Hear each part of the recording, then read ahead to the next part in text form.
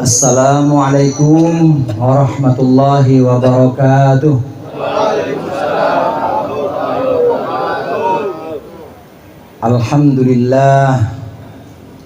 Alhamdulillahi jalla wa ala, ahmaduhu ala jami'il ala, wa ashkuruhu syukra man ufiya minal bala. Ashhadu an la ilaha illallah wahdahu la syarika lahu wa la mumathila, wa ashhadu anna muhammadan abduhu wa rasuluhu dhul maqamil a'la. Allahumma fasalli wa sallim ala sayyidina Muhammadin alladhi ikhtassallahu bihi fadailah, wa ala alihi wa ashabihi alladhina nalu ad-darajatil ula. Amma ba'du, faqad qala Rasulullah sallallahu alaihi wasallam, akrimu auladakum fa inna man akrama auladahu akramahullahu fil jannah, atau kama qala Rasulullah sallallahu alaihi wasallam. Hadratil mukarramin wal muhtaramin, wabil khusus al-astatid wal hujjaj wal masyayikh, sama-sama kita hormati dan kita muliakan para ustadz, khususnya para guru-guru dan para sesepuh, Ustadz Haji Muhammad Romli, Ustadz Haji Samin, Ustadz Fatah, dan abang saya Ustadz Khalil, para sesepuh, Mbah Haji Mugni, serta para ketua lingkungan, Pak RT Deden, Pak RT Tara, Pak RW, ada Pak RW, dan segenap hadirin, bapak-bapak, ibu-ibu, hadirat, jamaah majlis tasyakur yang hadir pada malam hari ini. Alhamdulillah, malam hari ini kita menghadiri undangan saudara kita Bang Khalil dalam rangka tasyakuran, dalam rangka bersyukur, berterima kasih kepada Allah yang telah memberikan kesempatan untuk memuliakan anaknya, yaitu Fatahillah Humaid, yang sudah dikhitan pada hari Jumat yang lalu. Alhamdulillah telah sampai pada tahap nyunatin, entar tinggal ngawinin. Ntar habis ngawinin apalagi tuh biasanya nyekolahin mah udah pasti. Ini adalah bagian orang tua untuk memuliakan anaknya. Hadirin jamaah rahimakumullah, di antara pesan-pesan Rasulullah yang perlu kita praktekkan, artinya perlu kita amalkan, ini adalah memuliakan anak-anak. Jadi jangan mentang-mentang bapak, jangan mentang-mentang jadi emak pengennya dimuliain sama anaknya aja. Bapak dan emak juga perlu muliain anaknya. Kenapa demikian? Karena tentu berbeda anak yang sejak awal dididik, yang sejak awal dia punya kesan, bapaknya, emaknya selalu memuliakan dia. Ketika khitan dipanggil orang-orang, kemudian diadakan resepsi.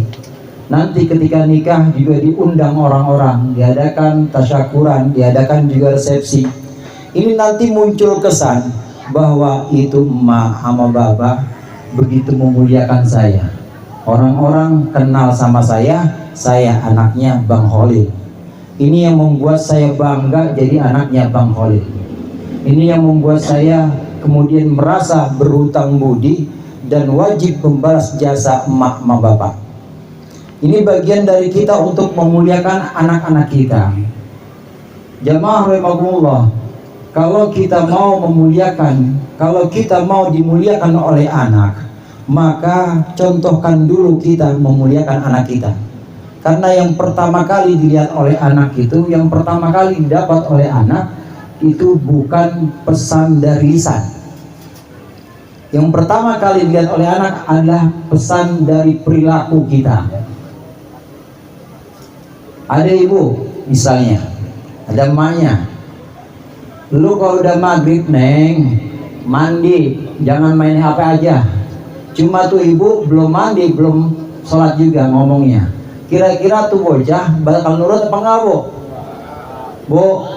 Yang nyuruh juga belum mandi, dari tadi ngejedok aja lihat HP. Nah ini anaknya disuruh jangan main HP, kalau udah maghrib tuh mandi, dia sendiri yang nyuruh belum mandi. Maka itu namanya masuk kuping kanan, keluar kuping kanan. Mental jadinya, kalau keluar kuping kiri langsung aja mental. Karena yang dilihat oleh anak pertama kali, yang didapat oleh anak pertama kali bukan pesan lisan yang masuk ke kuping, bukan, tapi pesan perilaku. Ini contoh atau teladan. Bapak misalnya, anaknya suruh sholat, kalau subuh bangun, udah tahu azan, alarm dipasang, alarm bunyi dimatiin lagi, bapaknya bangun 8:30. Kira-kira anaknya bakal bisa nggak bangun subuh tuh? Nggak bakal bisa. Lah orang bapak aja yang ngomong begitu, lagu apa? Si nyontoin siapa? Emang si anaknya siapa? Anak bapak ya udah, bapak 10:30, saya 10:30. Kan anaknya begitu dibalikin sama anaknya. Demikian juga halnya kalau kita mau memuliakan, kalau kita mau dimuliakan oleh anak, maka hendaknya kita juga mencontohkan bagaimana cara memuliakan orang. Mudah-mudahan acara seperti walimatul adar atau tasyakuran khitan ini termasuk bagian dari memuliakan anak-anak, sehingga nanti Fatah ini tahu, Fatah memiliki kesan yang mendalam bahwa dulu bapaknya itu pernah memuliakan dia melalui resepsi-resepsi ini. Amin nggak Pak? Mudah-mudahan ini jadi satu upaya bagaimana Bang Holil mencontohkan kepada anaknya cara memuliakan orang, apalagi orang tuanya sendiri. Ini yang pertama. Sebab pesan Rasulullah, akrimu auladakum, muliakanlah anak-anak kalian. Yang ngomong bukan saya tuh, yang ngomong Rasulullah. Rasulullah berpesan kepada kita, akrimu auladakum, muliakanlah anak-anak kalian. Enggak anak laki, enggak anak perempuan, dimuliakan. Walad itu anak, baik anak laki-laki maupun perempuan. Kalau anak laki doang namanya abna, ibnun jamannya abna. Kalau anak perempuan namanya bintun, jamannya banat. Makanya disebut binti kadang-kadang. Kalau anak laki-laki bin, jamannya abna. Kalau anak perempuan bintun, jamannya banat. Nah kalau aulad laki perempuan namanya aulad. Rasulullah berpesan, muliakanlah anak-anak kalian, baik anak laki maupun anak perempuan, ini dimuliakan. Fa inna man akrama auladahu akramahullahu fil jannah. Karena sesungguhnya orang yang memuliakan anak-anaknya, maka orang itu akan dimuliakan oleh Allah nanti di surga. Amin. Ini buat Bang Holil dan juga buat ibunya Fatah, dimuliakan nanti di surga. Jadi kumpul bareng lagi, kumpul bareng sama Fatah di surga, karena sama-sama jadi orang yang bisa memuliakan, yang bisa mengerti balas budi atau mengerti balas jasa. Ini yang pertama, bagian dari memuliakan anak dan mencontohkan bagaimana kita memuliakan seseorang. Kemudian yang kedua, hadirin, ini pengantinnya ini udah cepet banget itu jalannya. Dulu mah kalau sunatan 2 minggu baru ini ya, baru bisa pakai sempak. Kadang-kadang 40 hari belum berani ngapa-ngapain. Ini udah sekarang udah canggih, sekarang pakai apa namanya, laser. Ada yang nggak pakai jahitan, macem-macem. Yang kedua, Bapak Ibu hadirin hadirat rahimakumullah, Rasulullah juga berpesan kepada kita, basyiru. Yang pertama Rasul berpesan, alimu wa yassiru wa basyiru wa la tunafiru, fa in ghadaba ahadukum falyaskut. Ini pesan buat Bang Holil, buat kita semua orang tua, dan juga buat kita yang punya keluarga, yang punya satu anggota khusus dalam kartu keluarga kita, yang apal PRT Deden tuh. Ada berapa kakak di sini PRT? 170. 170 kartu keluarga atau 170 keluarga. Ya, itu semuanya dikelola oleh Pak Deden. Jadi Pak Deden itu orang tua yang paling tua, yang banyak, ya keluarganya banyak. Pertama pesan Rasulullah, ajarkanlah, alimu wa yassiru, ajarkanlah tapi juga permudah. Kalau kita mengajarkan istri kita, mengajarkan anak kita, yang bapak-bapak ngajarin istrinya, ngajarin anaknya, ajarkanlah yang kita bisa ajarkan. Kita bisa alif-alifan, ajarin alif-alifan misalnya. Kalau kita nggak bisa, panggilin guru ke rumah, atau kalau nggak bisa anterin, tuntunin, serahin ke guru. Alimu, tapi wayassiru, permudah, wabashiru, dan juga berikan kabar gembira. Saudara sekalian, dalam mengajarkan itu perlu trik atau perlu satu tips. Yang pertama, kita mengajarkan sesuai dengan kadar kemampuan kita. Jika kita tidak bisa, maka serahkan kepada ahlinya, ustadz atau guru atau apapun yang kira-kira bisa memberikan pengajaran kepada anak kita. Yang kedua, yassiru wabashiru, permudah. Anak baru bisa, misalnya umur fatah, baru bisa sholat wajib aja, mulai dari subuh, zohor sampai isya, baru bisa itu aja. Permudah sampai situ aja. Jangan terus udah bisa 5 waktu, alhamdulillah, tapi dipaksa suruh sholat duha, dipaksa suruh qobliyah ba'diyahnya. Mentang-mentang bapaknya rajin. Jangan malu-maluin lo, anaknya Bang Holil lo. Bang Holil mah gua qobliyahnya kagak pernah alpa, ba'diyah aja gua subuh pakai ba'diyah. Dah, subuh ba'diyah. Asar aja gua ba'diyah. Lu jangan sampai malu-maluin gua, jangan. Yassiru, permudah. Anak udah bisa sholat wajib aja 5 waktu, alhamdulillah. Datang bulan Ramadan, waktunya wajib puasa, udah puasa Ramadan aja. Walaupun ibunya Senin Kemis. Senin Kemis apa ini? Puasanya maksudnya. Walaupun ibunya puasanya, bapaknya rajin sunnahnya. Yang bapaknya puasa Daud, ibunya Senin Kemis. Agak pernah masak dah tuh. Nggak ada yang makan siang. Akhirnya anak makan MBG. MBG ada lebihan biasanya bang, dibawa ke rumah. Karena bapaknya puasa, anak udah bisa puasa Ramadan yang wajib, udah alhamdulillah. Jangan dipaksa, jangan mentang-mentang anaknya ustadz, jangan malu-maluin loh. Bapak nih ustadz puasanya Daud, itu ibu Bu Ustazah, emak juga walaupun gak bisa ngapa-ngapain dipanggilnya Bu Ustadz. Ya orang istrinya ustadz, panggilnya Bu Ustadz. Puasanya Daud, Bapak Senin Kemis, lu jangan malu-maluin, kudu Senin Kemis minimal, jangan. Namanya yassiru, permudah. Kemudian basyiru. Basyiru ini artinya berikanlah kabar gembira. Kalau sekarang mungkin bisa disebut sebagai reward. Tahu reward? Reward itu apa reward? Nasi liwet. Reward bukan liwet. Liwet menasi Bang Hasan itu kerjanya. Reward itu lawannya punishment. Jadi kalau punishment itu sanksi, ketika anak melanggar, itu nanti dikesampingkan dulu. Yang pertama yaitu tabsyir atau kabar atau hadiah. Jadi satu yang bisa mendorong motivasi anak untuk melakukan kebaikan itu terus. Udah bisa sholat 5 waktu, kasih hadiah dia. Pertama, misalnya apartemen 1. Bang Olin ya. Udah bisa puasa Ramadan, kasih hadiah lagi misalnya. Ya, kasih hadiah. Ini aja dah Ayla yang terbaru. Ayla ya kalau bisa gitu misalnya.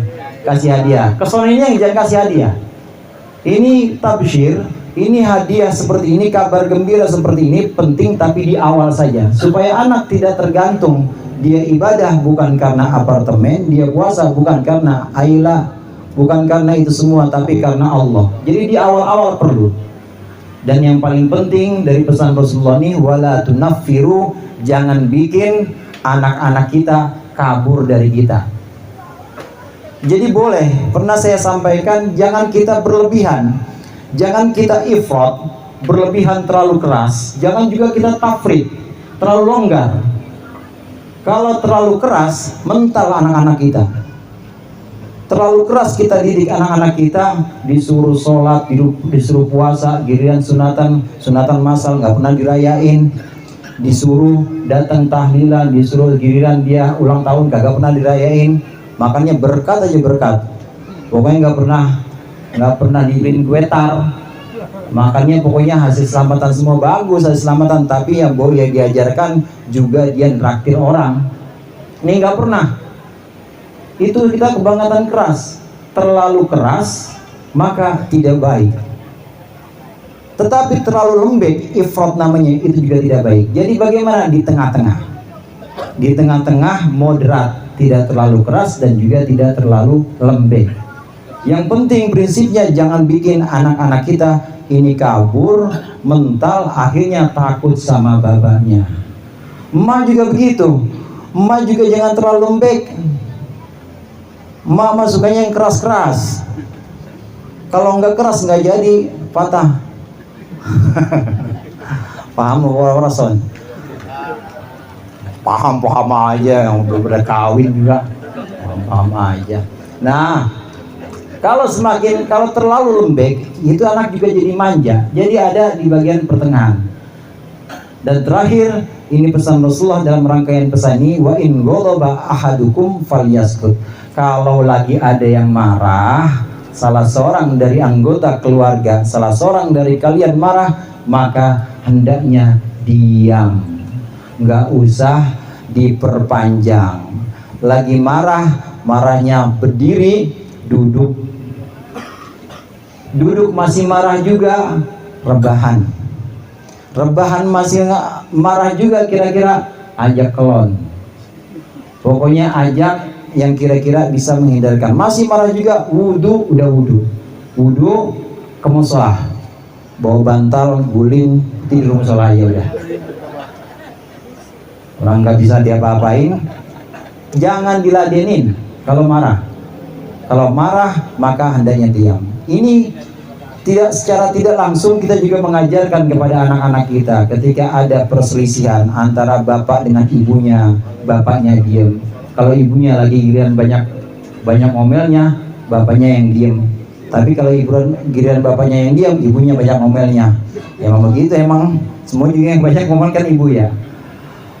Pokoknya gantian. Nah, di sini anak bisa belajar bagaimana cara mengelola konflik. Jangan diladenin dengan pertengkaran juga. Yang terakhir, hadirin jamaah hadirat rahimakumullah, khitan ini adalah sebuah bagian dari upaya kita memuliakan anak kita. Kalau dari sejarahnya, khitan ini termasuk millah Ibrahim. Fattabi'u millata Ibrahim hanifa. Firman Allah dalam Al-Quran, ikutlah kepada millah, agama Nabi Ibrahim yang cenderung lurus, agama yang lurus. Ada beberapa ajaran-ajaran dari agama Nabi Ibrahim yang kemudian dilanjutkan oleh Nabi Muhammad Sallallahu Alaihi Wasallam. Dan memang Nabi Ibrahim adalah leluhur dari Nabi Muhammad. Bahkan Nabi Ibrahim leluhur dari semua nabi setelahnya.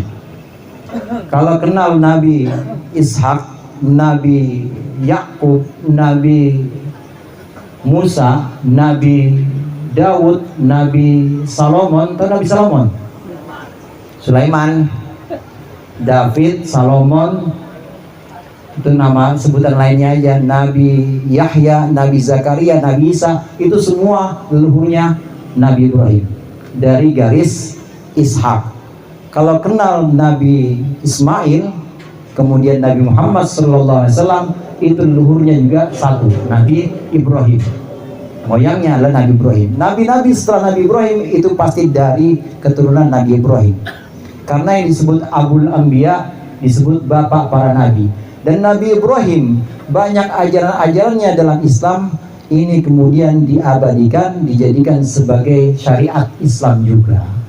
Termasuk diantaranya adalah tindik buat perempuan, bukan buat Pak Ewin, mana Pak Ewin? Tindik dulu zaman tindikan dia itu. Ya waktu lagi keren-keren ya. Tindik buat perempuan. Ada yang tahu siapa yang pertama kali tindik? Bu, yang pertama kali tindik kupingnya siapa? Ini ajaran Nabi Ibrahim. Yang pertama kali tindik siapa? Yang pertama kali ditindik adalah istri Nabi Ibrahim, Hajar, Siti Hajar. Nabi Ibrahim punya istri Siti Sarah, kita sebutnya Sarah. Siti Sarah punya anak namanya Ishak. Ini sebenarnya istri pertama atau bini tua, tapi anaknya lahirnya belakangan. Istri Siti Sarah, Nabi Ibrahim punya nikah dengan Siti Sarah, tidak punya anak. Karena nggak punya anak, maka Siti Sarah menghadiahkan satu istri lagi. Ini supaya engkau punya keturunan, saya hadiahkan satu istri buat kamu. Ada nggak ibu-ibu di sini yang begitu? Suaminya nggak punya anak, kasih hadiah satu lagi, Bu. Kali aja bisa dapat keturunan.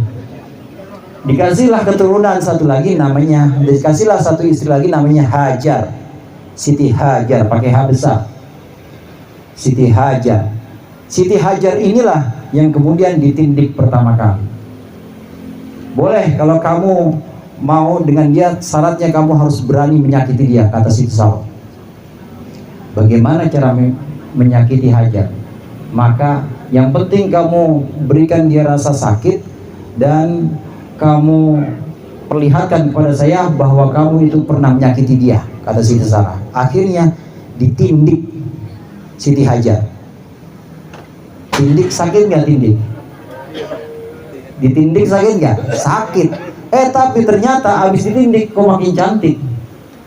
Itu asal mulanya tindik Siti Hajar. Dan setelahnya baru perempuan-perempuan itu ngikutin bahwa perempuan pakai anting. Ditindik mulai dari Siti Hajar, istrinya Nabi Ibrahim, istri kedua. Siti Hajar lah yang nanti melahirkan Nabi Ismail. Kalau Siti Sarah melahirkan Nabi Ishak, ke bawahnya sampai Nabi Isa, semua dari Nabi Isa. Adapun Nabi Ismail, anaknya Nabi Ibrahim, ini ke bawahnya tidak ada Nabi, baru ada Nabi penutup, yaitu Nabi kita Nabi Muhammad Sallallahu Alaihi Wasallam.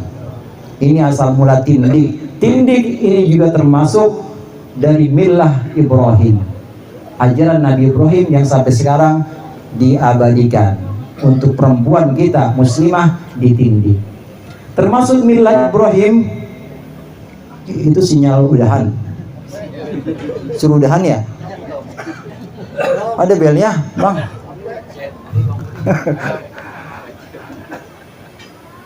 Termasuk millah Ibrahim adalah khitan.